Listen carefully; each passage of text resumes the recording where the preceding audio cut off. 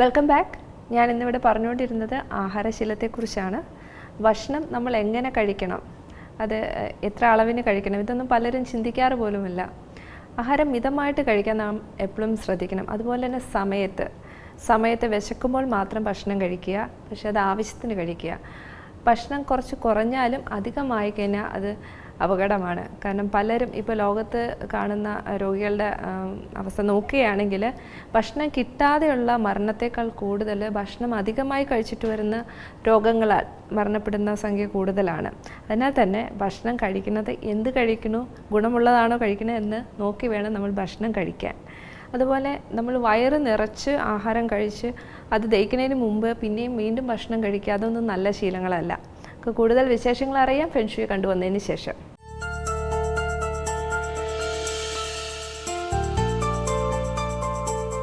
നമസ്കാരം, ലേഡീസ് അവൻ്റെ ഫെങ്ഷുയി സെഗ്മെന്റിലേക്ക് സ്വാഗതം.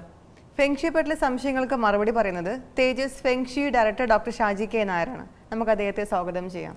നമസ്കാരം സർ. നമ്മൾ കഴിഞ്ഞ എപ്പിസോഡിൽ പൂന്തോട്ടം എങ്ങനെ സെറ്റ് ചെയ്യണം, ഗാർഡൻ എങ്ങനെ സെറ്റ് ചെയ്യണം എന്നാണ് പറഞ്ഞത്. അപ്പോൾ ഗാർഡൻ സെറ്റ് ചെയ്യേണ്ട കൂട്ടത്തിൽ ചില ആൾക്കാർ ഈ ആർട്ടിഫിഷ്യൽ പോണ്ട് ക്രിയേറ്റ് ചെയ്യുന്നുണ്ട്. ലൈക്ക് വീടിൻ്റെ ഏത് ഭാഗത്താണ് നമുക്ക് ആ പോണ്ട് വെച്ച് നമുക്ക് കുറച്ച് ഭംഗിക്ക് വേണ്ടിയിട്ട് മീൻ വളർത്താനോ അല്ലെങ്കിൽ ആമ്പൽ കുളമായിട്ടൊക്കെ ചെയ്യുന്ന പല ആൾക്കാരും ഉണ്ട്. നമുക്കത് എങ്ങനെ സെറ്റ് ചെയ്യാൻ പറ്റും? അതിനകത്ത് ഈ എല്ലാ വീടുകളിലും ലാൻഡ്സ്കേപ്പ് ചെയ്യുമ്പോൾ ഇപ്പം വീട് വെച്ച് ഒരാൾ കയറി വരുമ്പോൾ ഭയങ്കര ഭംഗി വീട്ടിനുണ്ടാവണം എന്നെല്ലാവർക്കും ആഗ്രഹമുണ്ട് അല്ലേ. അപ്പോൾ അതിൽ ഈ പോണ്ട് വയ്ക്കുന്നതൊക്കെ ഏറ്റവും നല്ലതാണ്. നമുക്ക് ചെറിയൊരു ജലസ്രോതസ് അവിടെ കൊടുത്തു കഴിഞ്ഞാൽ അതിനെ തന്നെ രണ്ട് രീതിയിലാക്കാം. ചെറിയ ആമ്പൽക്കുളമൊക്കെ വയ്ക്കുമ്പോൾ ഏറ്റവും നല്ല പോസിറ്റീവ് എനർജി ഉണ്ട്. പക്ഷേ അത് വയ്ക്കേണ്ട പൊസിഷനിൽ മാത്രമേ അത് വയ്ക്കാൻ പാടുള്ളൂ.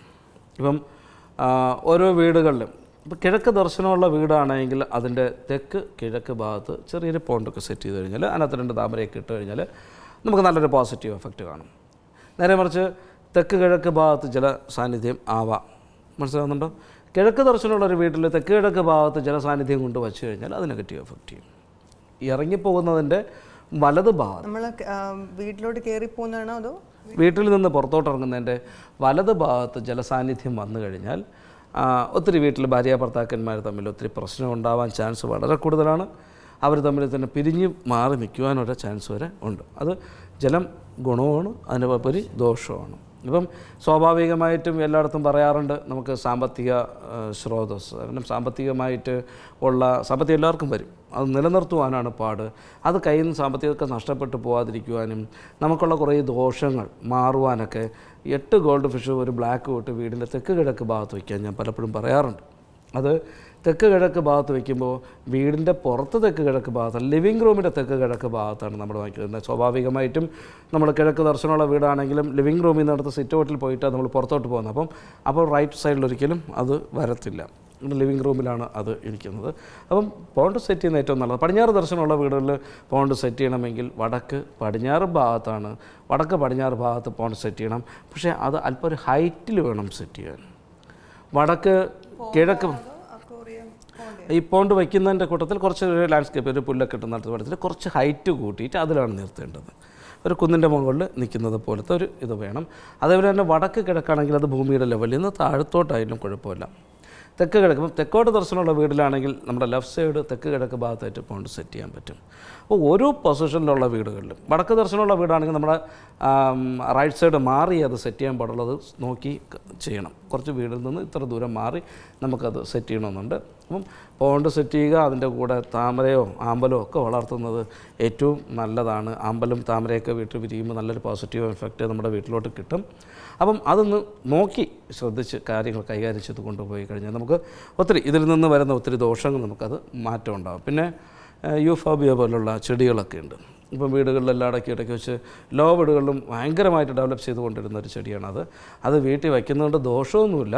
പക്ഷേ വീടിൻ്റെ പ്രധാന വാതിലിൻ്റെ ഫ്രണ്ടിൽ അത് വയ്ക്കാതിരിക്കുക, അത്രയേ ഉള്ളൂ. അതാ പറഞ്ഞത്, മുൾ ഉള്ള ചെടികളൊന്നും വീടിൻ്റെ പ്രധാന വാതിൽ വയ്ക്കരുത്. കാരണം വെച്ചാൽ അരളിപ്പൂ ഒരുപാട് ഇഷ്ടംപോലെ പൂ വരുന്ന ഒരു ചെടിയാണ്. അപ്പം അതും വെക്കാൻ പാടില്ല.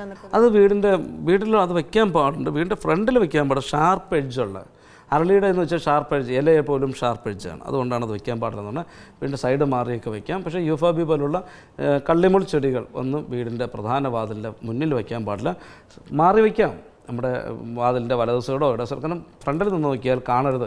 വീടിൻ്റെ ഉള്ളിൽ നോക്കി വാതിലിൽ കൂടെ പുറത്തോട്ട് നോക്കിക്കഴിഞ്ഞാൽ ഈ ചെടികൾ കാണാൻ പറ്റാത്ത രീതിയിൽ വയ്ക്കുക. ഇങ്ങനെ വരുമ്പോൾ നമുക്ക് ശരിക്കും പറഞ്ഞാൽ ഷാർപ്പ് എഡ്ജുകളിൽ നിന്നുള്ള നെഗറ്റീവ് എനർജി നമ്മൾ അറിയത്തില്ല.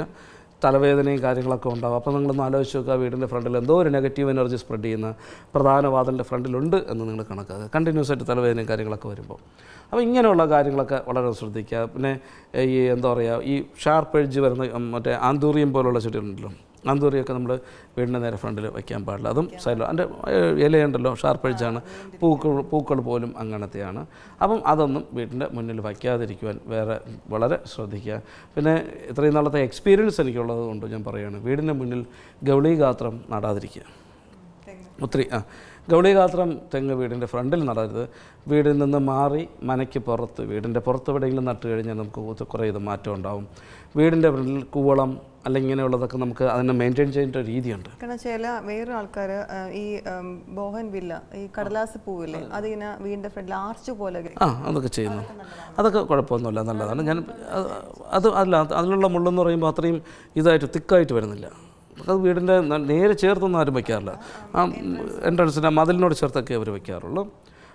അപ്പം അത് എന്ന് പറഞ്ഞാൽ എല്ലാം മുള്ളുള്ള ചെടികൾ നമുക്ക് ദോഷമൊന്നുമല്ല ഞാൻ പറഞ്ഞതിൻ്റെ സാരം. അതൊക്കെ വളരെ കുറച്ചൊക്കെ അതിനകത്ത് ഉണ്ടാകത്തുള്ളൂ. മറ്റേ ഈ യുഫോബിയ പോലെയാണ് എനിക്ക് തിക്കി ഞെരുങ്ങിയിരിക്കുന്ന ഇതാണ്, അതുകൊണ്ടാണ് അത് വയ്ക്കാൻ പാടില്ല എന്ന് പറയാനുള്ള കാരണം.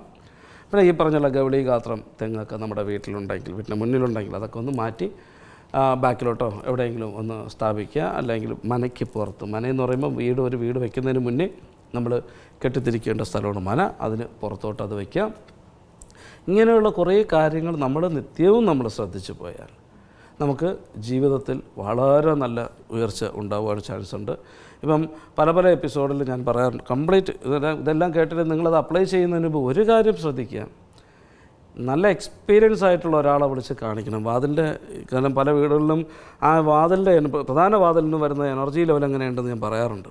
പല ആൾക്കാരും എല്ലാ കോമ്പസിലും എല്ലാ മൊബൈൽ ഫോണിലും അത് കറക്റ്റായി കിട്ടണമെന്നില്ല. കാരണം ഞാൻ തന്നെ പല മൊബൈലും അത് ഉപയോഗിച്ചിട്ടുണ്ട്. HTCയുടെ ഒരു ഫോണിൽ മാത്രമേ അത് ക്ലിയർ ആയിട്ട് കിട്ടുന്നുള്ളൂ. ഒരു 8 ഫോണുകൾ ഒരുമിച്ച് വെച്ച് ഞങ്ങൾ നോക്കുമ്പോൾ ഏറ്റവും ക്ലിയർ ആയിട്ടുള്ളത് ഇത് മാത്രമേ ഞങ്ങൾക്ക് കിട്ടിയിട്ടുള്ളൂ. അപ്പോൾ നിങ്ങൾ വെച്ച് മെഷർമെൻ്റ് എടുത്തിട്ട് ഇന്നതാണ്. കാരണം ഒരു പോയിൻ്റ് മാറിയാൽ, ഇപ്പം 68 ഡിഗ്രി ആംഗിൾ എന്ന് പറയുന്നത് 69 ഡിഗ്രി ആയിപ്പോയി കഴിഞ്ഞാൽ മാറിപ്പോവും. ഒരു പോയിൻ്റ് നമ്മൾ മാറിയാൽ മതി. പക്ഷേ നമ്മൾ ചെയ്യുന്നതെല്ലാം തലകീഴായിപ്പോവും. അതുകൊണ്ട് എപ്പോഴും നമ്മുടെ വീട്ടിൽ ചെയ്യുമ്പോൾ ഇപ്പം പറഞ്ഞ കാര്യങ്ങളൊക്കെ, ഇപ്പം വീടങ്ങനെ ഒരു ക്ഷേത്രമാക്കി മാറ്റാം, അല്ലെങ്കിൽ വീടിൻ്റെ ഫ്രണ്ടിൽ എന്തൊക്കെ ചെയ്യണം, ചാണകം കലക്കി തളിക്കുന്ന കാര്യം, ഇതൊക്കെ നിങ്ങൾക്ക് എല്ലാവർക്കും സ്വാഭാവികമായിട്ട് ചെയ്യാം. മറ്റതൊക്കെ വളരെ ശ്രദ്ധിച്ച് വേണം നിങ്ങളത് ചെയ്യേണ്ടത്. ഇതിനെക്കുറിച്ച് കൂടുതൽ നിങ്ങൾക്ക് എന്തെങ്കിലും അറിയണമെന്നുണ്ടെങ്കിൽ നിങ്ങളുടെ വീട്ടിൽ താമസിക്കുന്ന എല്ലാവരുടെയും ഡേറ്റ് ഓഫ് ബർത്തും വീടിൻ്റെ ദർശനം എങ്ങോട്ടാണെന്ന് നോക്കിയിട്ട് എന്നെ വിളിക്കുക. ഞാൻ നിങ്ങളുടെ വീട് വന്ന് നോക്കി കറക്റ്റ് ചെയ്ത് തരാം. നേരിൽ കാണണമെന്നുള്ളവരാണെങ്കിൽ വെഞ്ഞാറമൂട് എലഞ്ഞിക്കാവ് ചാമുണ്ഡി ദേവി കുബേരക്ഷേത്രമുണ്ട്. കേരളത്തിലെ ആദ്യത്തെ കുബേരക്ഷേത്രമാണ്. ഞായർ, ചൊവ്വ, വെള്ളി ദിവസങ്ങളിൽ രാവിലെ ഞാൻ ക്ഷേത്രത്തിലുണ്ടാവും. വിളിച്ചിട്ട് വരിക. നമസ്കാരം.